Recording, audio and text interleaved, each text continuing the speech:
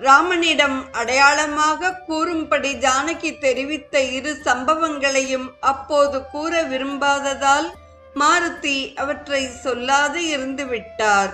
ராமனிடம் தனியாக சொல்ல வேண்டிய விஷயங்கள் அன்றோ அவை.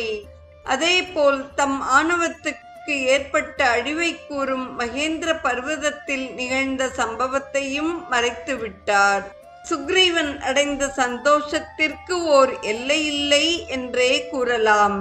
ஜானகியை தேடி தென்திசை மட்டுமன்றி மற்ற 3 திசைகளுக்கும் சென்று வந்த ஒவ்வொரு வீரனையும் தகுந்த முறையில் கௌரவிக்க உத்தரவிட்டான். அன்னையின் இருப்பிடம் தெரிந்துவிட்டது. இனி மேற்கொண்டு எடுக்க வேண்டிய நடவடிக்கைகளை பற்றி ஆலோசிக்க வேண்டும்.